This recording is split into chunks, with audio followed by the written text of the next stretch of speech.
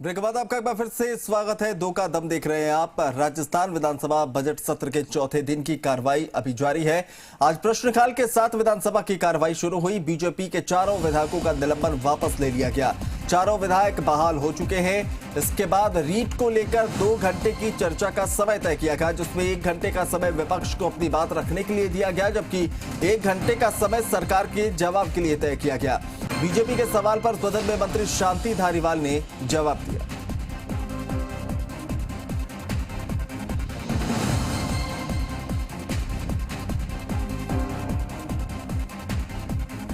तो रीट को लेकर चर्चा हुई। सीबीआई जांच की मांग बीजेपी की तरफ से की जा रही थी और इसी को लेकर तय हुआ कि पहले 1 घंटे विपक्ष की तरफ से अपनी बात रखी जाएगी, जवाब बाद में अगले 1 घंटे सरकार की तरफ से दिया जाएगा। तो इसको लेकर बीजेपी की तरफ से जो है सवाल उठाए गए। सीबीआई जांच की मांग को लेकर कहा गया और चौथे दिन फिर से रीट को लेकर जोरदार हंगामा देखने को वहां पर मिला।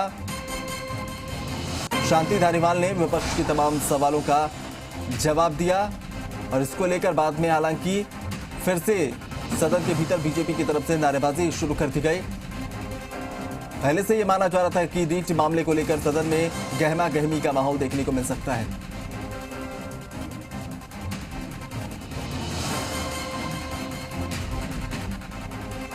लेकिन इस परीक्षा की ध्यान में रखते हुए परीक्षा के सिस्टम में कुछ विशेष लोगों से राय मशवरा करने के बाद यूपीएससी भी तो इतने लाखों बच्चों की नौकरी कराती है, इतने सालों से हो रही है, वहाँ पेपर कभी भी आउट नहीं होता, कभी कोई समस्या नहीं आती, तो हम उनकी भी सहयोग लें।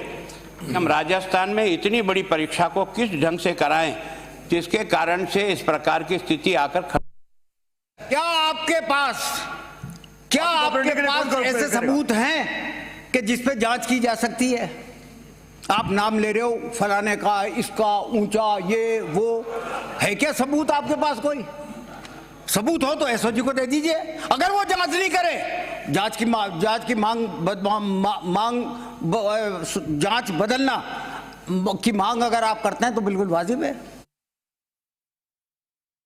तत्कालीन शिक्षा मंत्री ने कहा कि कोई पेपर लीक नहीं हुआ और जो ऐसी बात करते हैं उसको जेल में डालो। उन्होंने भी कहा कि बीजेपी अपने तथ्य प्रस्तुत करे, हम किसी भी एजेंसी से जांच कराने के लिए तैयार हैं। एसओजी की मर्यादा छोड़ दीजिए। यदि आप तैयार ही हैं तो मुझे लगता है कि यदि ईमानदारी से इसकी निरपेक्ष जांच हो जाए तो देश में ऐसे कई उदाहरण हैं कि उन प्रदेशों के मुख्यमंत्रियों पर रहे व्यक्तियों को और उनके खानदान को भी जेल जाना पड़ा है। मैं इस सदन में आपसे निवेदन करना चाहूंगा, सरकार से भी और सदन के माध्यम से भी, कि राजस्थान के लाखों करोड़ों बेरोजगारों पर कुठाराघात करने वाले इस पेपर लीक के, इस पेपर के डाके के निरपेक्ष तरीके से जांच होनी चाहिए, सक्षम एजेंसी से होनी चाहिए।